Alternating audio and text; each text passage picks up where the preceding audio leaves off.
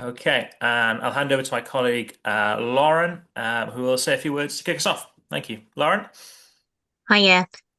So I've been at Local Giving in fundraising capacity since 2016, so specifically helping organisations to raise money online. And we've got a whole nother webinar about that as well. So if you want to learn about that side of things as well, you can tune in. But just to give you a little bit of an overview of what local giving is and what we mean by online fundraising in the first place. So next slide, if that's okay, Luke. Um, Local giving is so we're essentially two things. We are an online fundraising platform. We can support you with raising donations through the internet. That can be through individuals, that can be through yourselves or others doing online fundraisers, and that could be through crowdfunding. And we also support direct debit functions and things like that as well. So we offer those as functionalities, and we specifically focus on working on with smaller community level groups. So we're really used to working with organisations that are not for profits. You don't need to be a registered charity. And we also give gift aid to all of our members. So those that are a not-for-profit can receive a gift aid, whether they're a registered charity or not. So obviously that in itself is a huge bonus because you can receive the extra income that normally only registered charities can receive. And we're the only place that you could get that. So that's what it is like to be a local member. But alongside that, we also offer a lot of grants. They might be grants that we ourselves are distributing or grants that we partner with other people to distribute as well. And every time one of those grants is live, you can apply for those either as a member of local giving or even if you're not a member of local giving. And they are typically grants that have a really quick process. They're really quick to apply and you receive the answer and the funding really quickly as well, usually, a month to 3 months later. So it's all a really quick turnaround. So when I'm talking about online fundraising and we're an online fundraising platform, that really refers to anything where donations are collected digitally. So someone is able to go on their phone or go on a computer and really quickly give an amount of money to you and it gets to you really quickly into your organization's bank account. So that's what we facilitate. It's a really healthy thing to be doing because it means people can support you really easily wherever they are. It means that you're not reliant on cash. It means that you can be promoting things over social media, which is everything that Luke will be talking about today as well. And then there's a huge emphasis on monthly giving, a huge emphasis on crowdfunding. And by that, we mean lots of people giving small amounts to help you achieve specific things. So as I mentioned, we do have a webinar called An Introduction to Online Fundraising that really talks about how you can succeed at each of those different things really thoroughly, lots of tangible examples, and that is on our YouTube channel called Local Giving Guide. Luke can also send a link to it in the email that will share the recording of this webinar as well. So please do catch up on that. They are regular webinars, so we'll host it again relatively soon as well. So on the right here is an example of a donation page. So the first thing that happens when you sign up to local giving is you create your donation page. It's really simple as creating a Facebook page or something like that. That then means that someone could look up a type of organization. I'm looking for a food bank in Swansea, it could be anything. And your organization will come up in that search. So we call that search engine optimized. So it means that if someone is looking up a particular organization in your place or of your type, then they're going to see this donation page and instantly learn more about you and see how they can support you as well. So this donation page sums up your work as a whole. You can give donation examples, and we'd encourage you to give a range of donation sizes. Because the amount that people will give, is often surprising as well. And we touch on suggested amounts in our Introduction to Online Fundraising webinar. And then next page, Luke. And then under that main donation page, you can have fundraiser pages then. So you have your main page that talks about your work as a whole, but then these fundraiser pages can talk about specific things that you are fundraising for at that time. It might be that you want to do a crowdfunder. So you've set a target. We need to raise 5 grand in the next few months for this particular thing. Great. You can create a page. You can do the total target for that. and you'll have a target bar on the page then that shows how far you are against that target too. Um, and so that is something that you can specifically promote, specifically share with people in the ways that Luke will be talking about today. And you can encourage people to help you with something very specific like that. Members of the public or people involved in your organization can also create fundraiser pages, and they would be in the typical format that you see elsewhere, where they chose to take on a challenge of some kind, something that they've chosen, something that they signed up to. Again, our introduction to online fundraising webinar covers lots of ways to encourage fundraisers, and they themselves then have made a page that sums up what they're doing, the target that they're raising, and again, everything they're raising is going into your bank account, and we're adding gift aid to it for every eligible donor as well. So when you sign up to local giving, these are the different things that you can immediately do, as well as apply for our grants and use our AI tools that Luke will talk about at the end as well. If you can go to the next page for me, Luke. This is what it looks like when you log into your account. If you're signed up to local giving, you can look at you can easily add any pages under the charity profile fundraiser sections. Luke will talk about that local giving AI section. You can see anyone that's donated to you. Your, treasurer or finance colleague can easily have their own login to be able to download reports and compare it against your bank account. You can easily apply for grants and see grants that you've applied for in these sections on the left as well. So that they are the different things that you can easily do as a local giving member. If that's something that you're interested in, we'll share details of that at the end. And if you are a local giving member and want to begin any of these things, we can support you to do that as well. Brilliant. So over to Luke now to share the specifics of this webinar.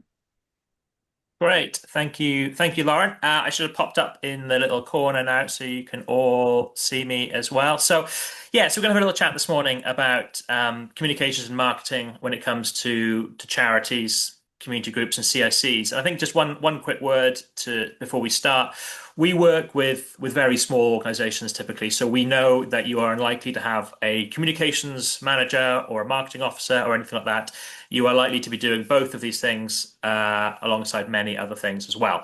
So we're very mindful of the responsibilities and the effort that this all takes. So I just want to say that don't be sort of intimidated by anything like this. This is very much an overview of some things to think about rather than some nuts and bolts of a campaign. But like I said, we'll have plenty of time at the end to talk in more detail, and I'm here to help after the webinar as well. So anyone's very welcome to follow up with with emails or calls with me afterwards. So I think the first question I want to say here is, what is the difference between communications and marketing? We get asked this quite a lot. So, I mean, in short, communications tells the story of your organization. Marketing promotes it. I mean, to make it even more simple, marketing is typically asking for money of some type. So whether that's a donation or a purchase, communications is more about maybe spreading sort of goodwill, positive feelings about your organization. But as we work in the charity sector, you can't really have one without the other. People are unlikely to give you any money unless they feel quite good about who you are and what you do. So, whereas you may not think that way about buying pasta or t-shirts, you will definitely be thinking that way about charitable donations. So they're very, very much intertwined, which, as I said earlier on, is quite handy because it's quite likely that you are doing both of those things in your organization. So until a couple of years ago, I think it's probably fair to say that marketing was a distant second to seeking donations. But I think the way that the landscape has changed, the way that communication now has gone from just being in a newspaper or a magazine or on the radio into being on your phone to being everywhere. They're completely intertwined now. You give a donation, you're asked to communicate. You see a communication, you're asked to donate. So they're all completely, connected. And I think this is why there's a challenge here, but there's also obviously a great opportunity. So I think, a successful strategy has three different things. And at the heart of any strategy that you want to really do is to increase your donations, because you need greater donations to keep on doing the amazing things that you do. So there's three things I think that really need to happen. One is everyone to work together in one strategy. So whatever is happening in your organization, everybody needs to know. I've heard before about people who, there's a change of approach in a charity, but the person who does social media isn't aware of it, so they keep putting out a different message, and that causes problems. Or there's an issue or a challenge, and the social media person can see it happening, but perhaps the management don't. So that's where the problems cause. So you need to be all on the same page. We'll talk about it a little bit later on, but typically everyone on this webinar is in a smallish charity, so that shouldn't be too difficult. Everyone should have an understanding and appreciation of what everyone does. Doing the social media isn't a sort of a secondary thing at all. It's at the heart of a lot of organizations. Comms is super duper important. So everyone should appreciate what everyone does, and there should also be a clear setting of kind of goals and targets. And then, like I said, when we know every day, Lauren and I talk to charities every single day from all over the country, from some quite large ones to effectively one or two person operations. And amazing things can be done with even the smallest of groups. So I was going to call this 7 tips for a successful strategy, but that sounds a bit sort of businessy. I used to be a business journalist a few years ago, so I kind of got rid of that. So I was saying doing good stuff. So number one, and this goes back to perhaps my sort of journalism writing days, is you've got to ask what's the point. So anything that you put out, whether that's your annual report that takes half the year to write and becomes a huge project for you, to a single post on Facebook, just have a think before you commence work on it, before you press send or post or like or whatever. What do I want the ideal result of this to be? And if you really aren't very clear, stop and reconsider what you're putting out. It's a simple thing, but always just think, what is the point of this? If the point is crystal clear, brilliant. But if it isn't, just take a moment, take a beat, ask around, and think about it. So, linked to that is, who are you talking to? So, whenever you put anything out, you'll have more than one audience looking at it. If you think of, perhaps if you have a Facebook page, you might have, let's say you have 500 members. Half of them might know you really well. They might volunteer with you, they might donate with you, they might be next door to you, they might play on your team, etc. They might really know you very well. The other half of them might have donated once to you, maybe a few years ago, and joined as a Facebook follower because of that, or they might just have come across you somehow and given you a follow or something. So you've got to remember that people in your group don't always. Oh, I've been asked to take my video off. 1 second. Okay. There we go. Oh, I'm in the way of the words. Sorry. Thanks for pointing that out. This is a new version of Zoom for me, so it is. So yeah, think about who you're talking to and be aware that they are of different levels of connection with you, and be mindful of that. Third thing, timing of everything. Don't rush a message. Never ever rush anything.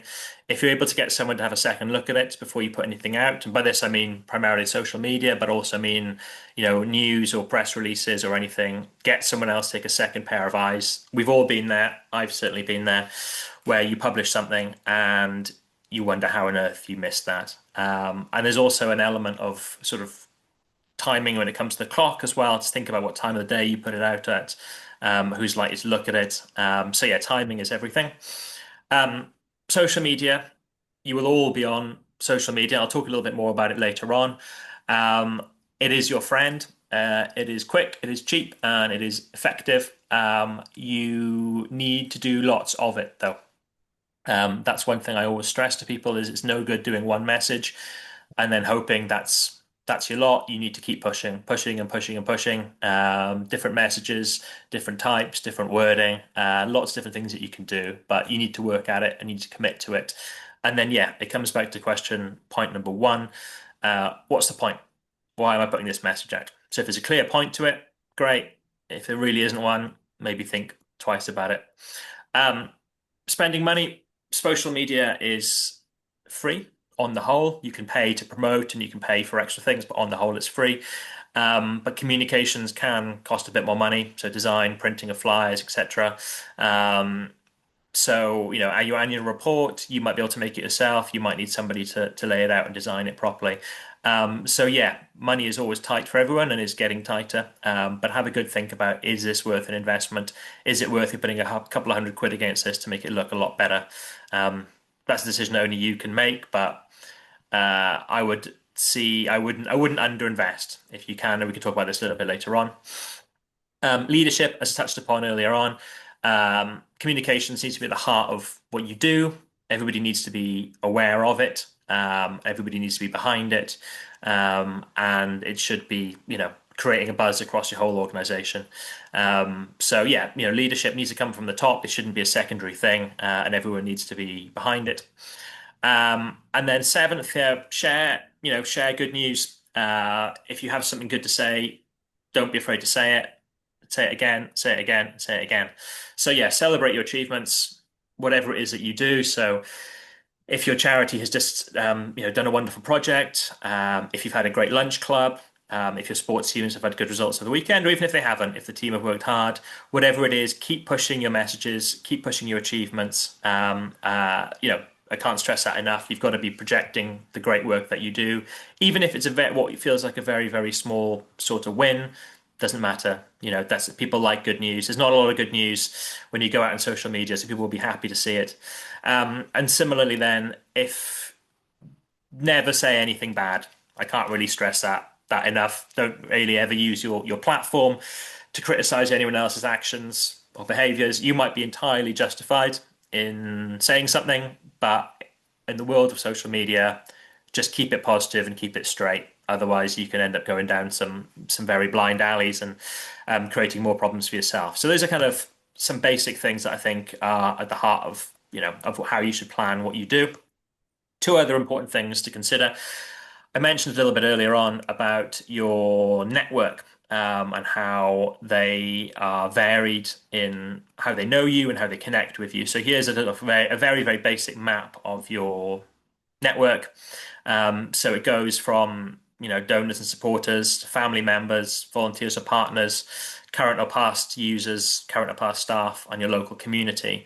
If you have something like a newsletter, or if people sign up for updates, if you are able to try and tag people in different areas, that is great. So when people sign up for, let's say, your newsletter, if they fill in their name and address, if you're able to perhaps ask them a couple of questions about how they engage with you, or if they do engage with you, or if they don't, that will make things easier then when you're sending out communications emails to them. So if they've already given to you in the past, you can obviously send them a little bit of a different message to perhaps somebody who has just come to your fete at your village school, and doesn't have anything else to do with you. So if you are able to have some lists, some very basic spreadsheets of people and their email addresses and their contact details with how they connect with you, that is a real benefit.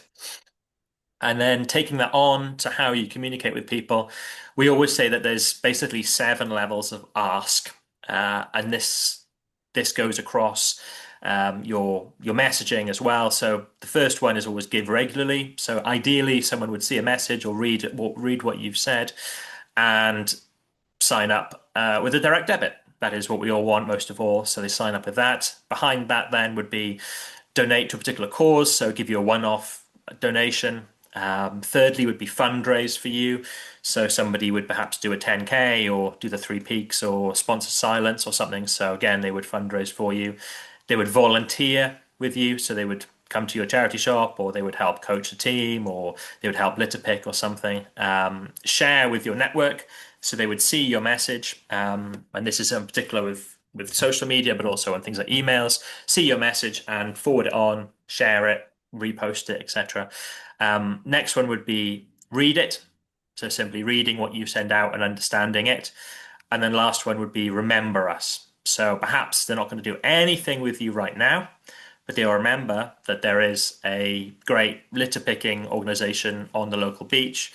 And perhaps in a year's time, when they're retired, or when their Saturday mornings become clearer, or perhaps one day when they just go to the beach and it's strewn with litter and they want to do something about it, they'll remember you. So we've got seven things here, from giving you a direct debit. We know at Local Giving how important those are, right through to simply, oh yeah, these guys, I might come back to them in a few years' time. And this is a useful little tick list for perhaps some of your messages as well. When you think, what is the point of this? Is it going to be one of these ticks? So 7 levels of ask. A little bit more on social media. Let me just check 1 second if there's anyone else wanting to come in. I think we're okay. So, Local Giving has a pretty big social media presence. So we're about just over, I think we're 32,000 or so connections across different platforms. So Facebook is our primary one. Easy to tag, update, and share. A lot of people still have it, even if it's not perhaps used for things like personal updates as much. We know that community groups are really, really important. So people are in their hyper local groups, and they go to them now increasingly for news and views. So if you are doing your school fete in your village, your Facebook community group is a great way of connecting with people on there. One thing I would probably point out on Facebook, and this is something that we have seen here at Local Giving, is that it can be, speaking truthfully, sometimes quite volatile in terms of viewpoints. If your charity works in areas that some people would find controversial, you have to kind of brace yourself for sometimes getting negative comments. We have seen that firsthand, unfortunately. So it's still a fantastic, platform.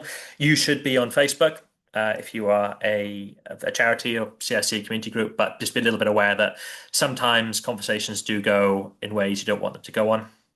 X or Twitter, as it used to be known, used to be massive for us. It's really, really fallen away in the last sort of 18 months. A lot of bigger charities have come off it. They typically haven't deleted their account because, probably like us, they built up quite a big following over the last couple of years. But there's a lot less engagement. It doesn't work quite as well as it used to. And for those of you who go on X, will see that there is quite an increasing amount of, fairly unpleasant stuff on there as well.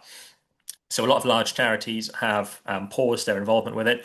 We do still post on there, but we see much, much, much less engagement than we used to. But we are still on there, probably hoping for better days in the future, if they may come. Instagram, that is a really growing use for us.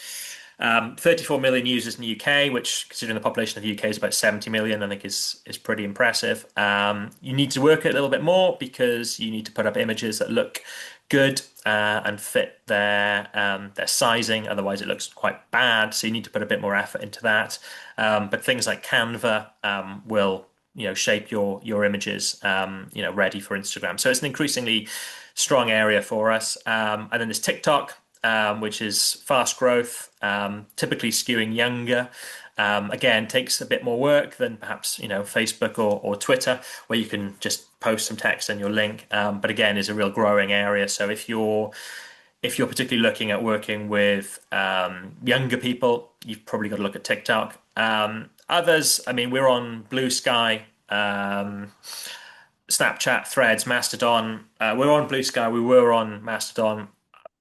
Speaking honestly, I've not seen a particularly strong uptick in those. Blue Sky is quite good for charities.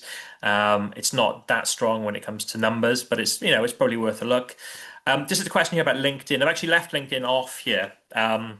We do have a LinkedIn, and it's particularly good for our corporate grant giving. But yeah, it's definitely worth having a presence on LinkedIn, particularly if you are looking to connect with local businesses to support you.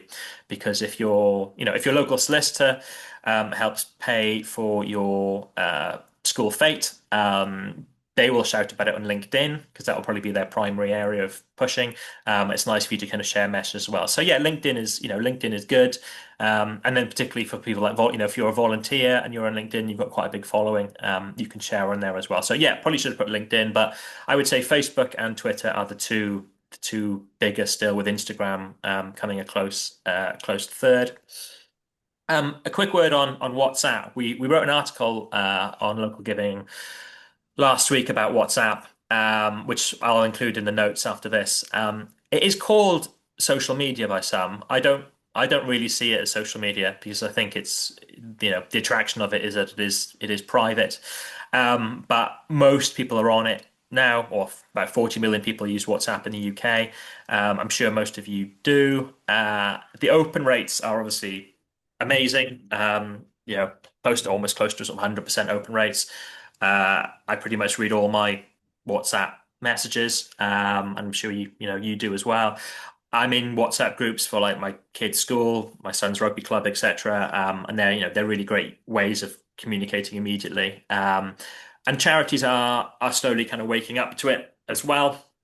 There are paid ways of doing this, where you can sort of send out messages. You set up like an account and you send out messages, and you have to pay for that. It's not that expensive at all, but you can do that and you can kind of formalize it. But you can also have, I think it's up to 1,200 people in a WhatsApp group, which sounds quite noisy, but it's possible, and that's for free. So if you are a small charity, and you have a dedicated WhatsApp group, again, that can be a great way of pinging out instant messages, rounding up volunteers, letting people know news, etc. So I'll send a note to this. I think it's a really great tool. I think it is a really, really powerful tool, and I think it's a tool that people should use quite sparingly. Because there's some chat in the group there. People should use it quite sparingly because, like I said, people open their WhatsApps because they think they've got a direct message. If you get loads and loads of messages of someone on there, you'll probably mute it or you'll probably block them. But I think WhatsApp is a very interesting and something that groups should look at, especially if you can just set up a group for free and have a couple of hundred people on it. That is absolutely brilliant. So a few things to consider. To reconnect with the charity strategic plan. Again, that sounds quite grand, that sounds quite corporate. But if you haven't got one, write one. And again, we've got some information about what a strategic plan can look like. It doesn't have to be a massive thing, but it should be a clear analysis of, who you are, what you do, who you do it for, and where you want to go. We know firsthand that a lot of you work, perhaps started your charity supporting one part of a community, and in the last few years, you are now supporting different parts of that community or different needs within that community. So that is something that we're very aware of. So I think a strategic plan can help shape what the next sort of 3 or 5 years look like, setting your objectives, what your key messages are, who you're talking to, and well, I say measure and evaluate, but that's basically what does success look like? And this all feeds into funding, because if you have bold ambitions for the next 3 to 5 years to put a new roof on your scout hut, or get those AstroTurf hockey pitches, or run your warm bank 3 times a week rather than once a fortnight, you will need to pay for that, and you will need to know how much money you need to fundraise. So these things all kind of roll in together. Uh, Just moving on. Okay, and a final word on people. So I've talked here quite a bit about, platforms, and some basic things to think about. But I think the people do these things and people read these things. So people have to be at the heart of everything that you do. Um, those working in comms, whether it's in fundraising operations, policy campaigns, etc., can sometimes say or do different things to what the official message is. That could be because they haven't been told what the official message is. That's because they disagree with the official message. That's because they're just responding to things they see straight away, rather than taking a moment to think, what is the point of this message? What is my purpose? So an integrated approach is essential. Really, you can't just have the comms person operating out on a branch. They probably were once upon a time. I don't think that's quite the case anymore. But they need, your comms needs to be really, really at the heart of what it is. You need to plan it, you need to talk about it, and you all need to agree on it. And then you sort of need to stick with those messages. And then again, I think it's about keeping up to date with the latest developments, technologies. So, we just talked a little bit about WhatsApp.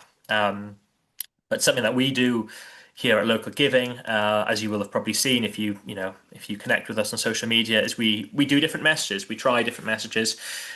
We do messages about our community. We do, we put a spotlight on groups who work with us. We do articles and features. We promote grants, but we also promote ourselves, much like what you do, in the hope of getting people to sign up and give us some more money. So we put these messages out, we share them, but we also look how they perform. So we know we put some messages out, and a lot of people click, a lot of people like, a lot of people sign up off the back of them. That's great. We also put messages out, and people don't like them. People don't click on them. People don't sign up from them. So we change. So we're always monitoring and checking. In social media, if you use a tool like Buffer, so Buffer, you can send messages at different times through different platforms, but you can also monitor how you do. So at a glance, you can see, oh, this message got lots of clicks. This one didn't get lots of clicks. So, why was that? I'll do more of that. I'll do less of that. So, keep trying, keep innovating, keep testing, and see what works for your community. And I'd say just don't be scared. I think you can take your time, consider your message, but get your messages out there, promote yourself, push yourself. If you don't, no one else will. Don't be shy. Um, you have to bang your own drum. You have to tweet your own horn, all these things. You have to do this. So, don't be scared. Keep pushing your good messages. You're all doing amazing things in your communities. And I think it's really, really important that you share them, because that will enable you to do more of these amazing things. If you hide what you do, you're much less likely to get the attention and the support and ultimately the money that you need to carry on. So yeah, don't be scared. Again, we can talk about perhaps a few examples if you've got some questions at the end. That's the end of this little bit of presentation. But three quick slides before we get to the chat. I know it's only in the middle of September. I know kids only went back to school like last week or the week before, but Christmas is coming, whether you like it or not. It is the biggest time of the year for us. About 30% of the donations that come through our platform come through in November and December. About 5% of them come in January, so a real tail off in January. So it's the big time for fundraising. A lot of you might know this, a lot of you might be prepared for it. But if you aren't, kind of now is the time to get going, get set up, think about your plan to start that in basically in October. If you aren't a member of Local Giving and you want to sign up, if you sign up before Halloween, you'll get £100 or up to £100 in match funding through direct debits when you complete your registration. So we have everything that you need to set up your fundraising, plus up to £100 free from us. And it costs £180 to sign up, so that's a real great incentive. And again, I'll send some details of this through to you in the follow-up email. Secondly, we also, as Lauren touched upon at the start, we work with corporates to distribute money on their behalf. We have a brand new Community Matters fund coming up for National Grid. So this is a fund that we've distributed. This will be the 14th fund now we've done with National Grid. So this is working with energy affordability, so like things like food banks, tariff advice, heating solutions, etc. So this opens up at the start of October, closes the end of October. So we'll be I'll send out some details of that as well. It's very, very popular, and you do not need to be a paid member of Local Giving to apply.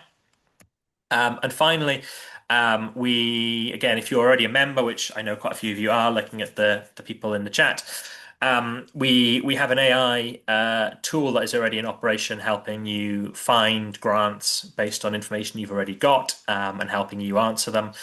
Helping you craft the answers. We do have a new iteration of this tool coming very, very soon. It's a project planner that will help you. You will craft your projects, giving you documents that you need to apply for grants, and to apply for support. So it's taking the pain out of project planning, basically. There's a lot of AI around now everywhere. AI is a fact of life. We know that funders are seeing AI applications coming in, and we know that some funders aren't a great fan of some of them. So we have created a tool just for charities, just for people like you, so that if you do use AI, you use an AI tool that is created just for small charities. So it knows exactly what you need, exactly what you want to do. And we've already seen some great results from it, but this is coming very, very soon, coming in the start of October. So again, we'll be offering some, some um, lots of sessions on that, and we're going to be offering like a bit of a little peek, sneak peek of it, and that kind of thing as well. So yeah, lots coming on very, very soon. Yeah, so thank you very much for listening to that. We've got about a quarter of an hour or so, so I'm very welcome to answer any questions. What I will do now is I will actually stop the recording so that we can talk fairly freely without me recording. So stopping